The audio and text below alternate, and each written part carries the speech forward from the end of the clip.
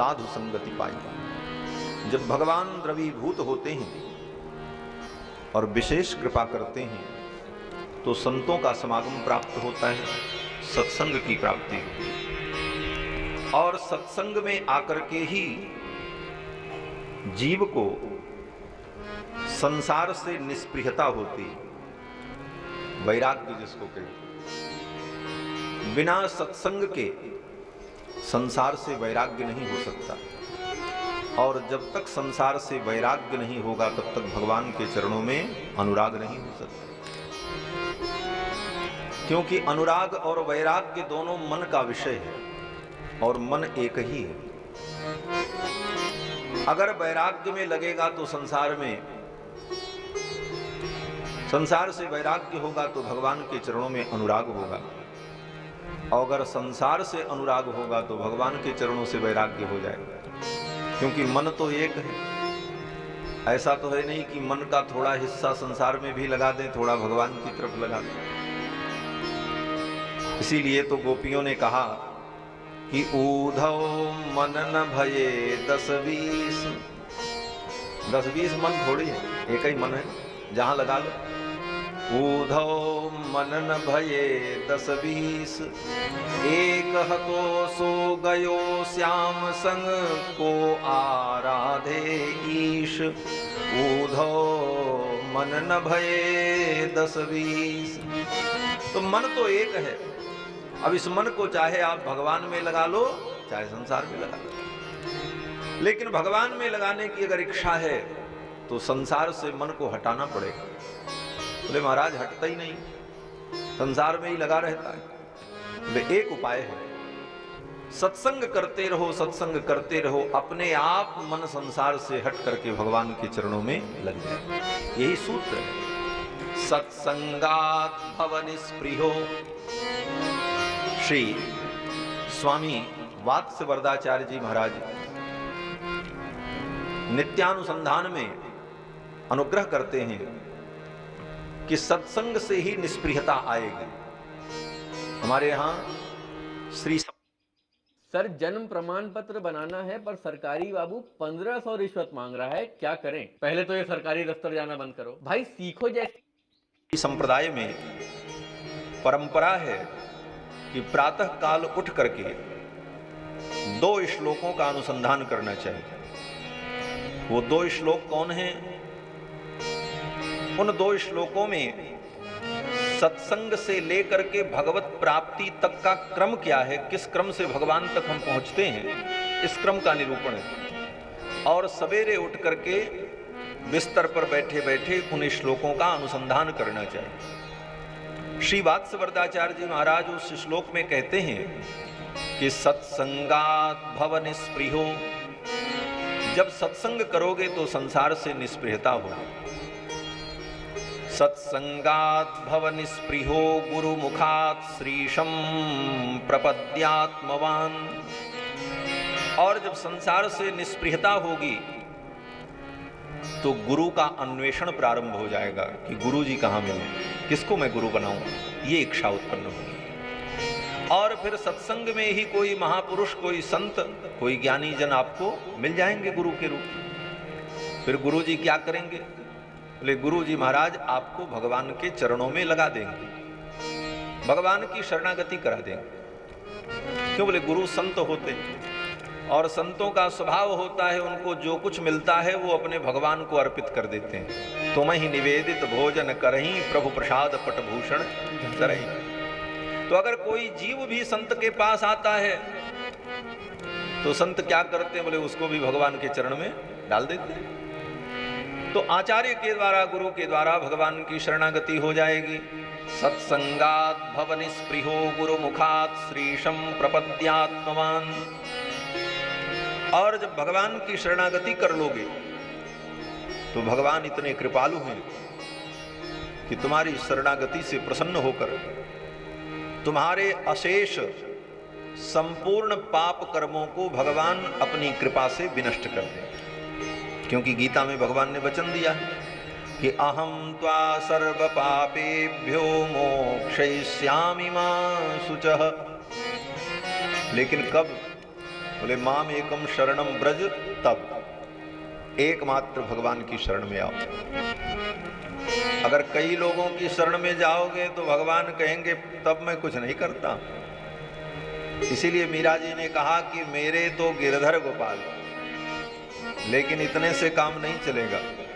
आगे की पंक्ति में मीरा जी कहती हैं कि दूसरो न कोई, दूसरा कोई नहीं, एकमात्र भगवान का आश्रय। मेरे तो गिरधर गोपाल दूसरो न कोई, जाके सिर मोर मुकुट मेरो पति सोई। ये अनन्य भक्ति, अनन्यता, एकमात्र भगवान का आश्रय लेना। इसी को गीता में भगवान श्री कृष्ण ने कहा, माम एकम, मुझ एक की शरण में आओ। थोड़ा देवी की उपासना कर लें, थोड़ा भैरव की उपासना कर लें, थोड़ा यक्षिणी की उपासना करें, थोड़ी पिशाचिनी की उपासना करें, थोड़ा अमुक देवता की पूजा करें, बोले भटकते रहो। एक आश्रय, एक भरोसो, एक बल, एक राम की आस, इसको कहते अनन्य भक्ति। तो जब जीव अनन्य होकर के भगवान की शरणागति कर लेता है तो भगवान उसके अनेक जन्मों के अशेष पापों को अपनी करुणा से, कृपा से विनष्ट कर देते, उसके सारे पाप नष्ट हो जाते। लेकिन प्रारब्ध को भगवान नहीं नष्ट करते। प्रारब्ध क्या है? बोले जितना कर्म हमने पिछले जन्मों में किया है वो तो बहुत है, अनेक जन्मों का संग्रह है, लेकिन उन कर्मों में से जितना कर्म भोगने के लिए ये शरीर मिला है उसको प्रारब्ध कहते हैं। प्रारब्ध का मतलब जिन कर्मों का भोग प्रारंभ हो गया उसको प्रारब्ध कहते हैं। तो प्रारब्ध को भोगना ही पड़ता है। बाकी कर्मों को तो भगवान मिटा देते हैं, लेकिन भगवान कहते हैं प्रारब्ध को तुम भोग करके ही समाप्त करो। इसलिए बड़े बड़े ज्ञानियों को, बड़े बड़े भक्तों को भी अपना प्रारब्ध कर्म भोगना पड़ता है। तो भगवान की शरण में जब जीव आ जाता है तो भगवान उसके अनेक जन्मों के कर्मों को मिटा देते हैं और प्रारब्ध को भगवान छोड़ देते हैं कि प्रारब्ध को तो तुम भोग करके समाप्त कर लो। प्रारब्धम परिभुज्य कर्म सकलम प्रक्षीण कर्मांतरः न्यासादेव निरंकुशेश्वर दया निर्लून मायान्वयो। इस प्रकार जब जीव कर्म बंधन से मुक्त होता है और भगवान का स्मरण करते करते मृत्यु की वो घड़ी जब आती है तो भगवान स्वयं कृपा करके उसके हृदय में अनुग्रह करते हैं। क्या अनुग्रह करते हैं? बोले आत्मा के अंदर विराजमान जो अंतर्यामी परमात्मा है वो भगवान स्वयं उस जीवात्मा को लेकर के, अपनी गोद में लेकर के सुषुम्ना नाड़ी के मध्य से भगवान उस जीव को लेकर के निकल जाते हैं। योगी जब सुषुम्ना नाड़ी का वेधन करके उत्क्रमण करता है तो उसे परम गति की प्राप्ति होती है। लेकिन भक्त को प्रयास करने की जरूरत नहीं पड़ती, भगवान स्वयं उस जीव को लेकर के सुषुम्ना नाड़ी के द्वारा निकल जाते हैं। हार्द्रानुग्रह मध्य लब्ध धमनी द्वारात् बहिर्निर्गतः। हृदय में अनुग्रह करके भगवान उस जीवात्मा को लेकर के मध्य नाड़ी के द्वारा उस जीव को लेकर के स्वयं भगवान चल पड़ते। और जब भगवान उस जीव को लेकर के चलते हैं वैकुंठ की ओर तो रास्ते में अनेक अनेक लोक पड़ते हैं, अनेक अनेक देवता मिलते हैं। दिन के अभिमानी देवता, रात्रि के अभिमानी देवता, महीने के अभिमानी देवता और आयन के अभिमानी देवता, ऋतु के जो अभिमानी देवता हैं, ये सब देवता उस जीवात्मा का स्वागत करते हैं। मुक्तोर्चिरदिन पूर्व पक्ष षडदुंमाशाब्दवातां सुमत ग्लौर्विद्युद्वरुणेन्द्र धात्री महितः सीमांत सिंध्वाप्लुतः। फिर उस जीव को लेकर के भगवान जब आगे चलते हैं तो सूर्य लोक, वरुण लोक, चंद्र लोक, इन समस्त लोकों में उस जीव का दिव्य स्वागत होता है। और इस प्रकार उस जीवात्मा को लेकर के भगवान कहाँ पहुंच जाते हैं? ब्रह्मांड की सीमा जहां समाप्त हो जाती है, वहां पर सीमा पर एक नदी है जिस नदी का नाम बिरजा है। इसीलिए महात्मा लोग जयकार बोलते हैं तो कहते हैं सरयू बिरजा की जय। विरजा नाम की नदी प्राप्त होती है और उस नदी में भगवान उस जीवात्मा को लेकर के प्रवेश कर जाते हैं। विरजा नदी में प्रवेश करते ही, स्नान करते ही उस जीवात्मा के जो कर्म की वासनाएं रहती हैं वो वासनाएं भी समाप्त हो जाती हैं। और नदी में इस पार वो डुबकी लगाता है और उस पार जब निकलता है तो सामने दिव्य भगवान के महावैकुंठ का दर्शन होता है और उस पार जाते ही उस जीवात्मा का दिव्य रूप हो जाता है। शंख चक्र गदा पद्म धारण करके चतुर्भुज रूप को प्राप्त कर लेता है और फिर भगवान के पार्षद उसका स्वागत करते हुए लेकर के जाते हैं। पालकी में बैठा करके पूरे वैकुंठ का उसे भ्रमण कराते हैं।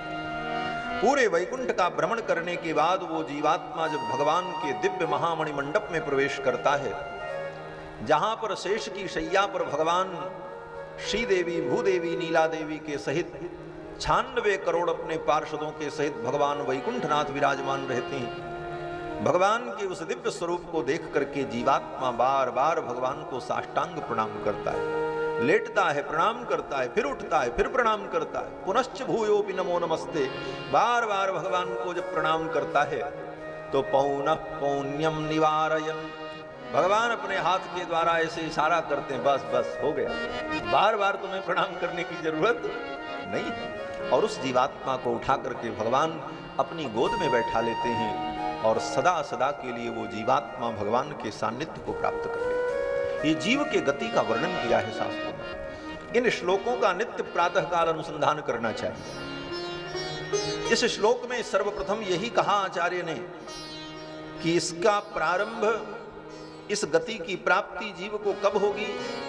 बोले जब जीव सत्संग करेगा। शुरुआत सत्संग से ही होती है, सत्संगात भवनिष्ठिः। तो बंधुओं, भगवान की जब विशेष कृपा होती है तो जीव को सत्संग की प्राप्ति होती है। हिंदू धर्म का एक महान ग्रंथ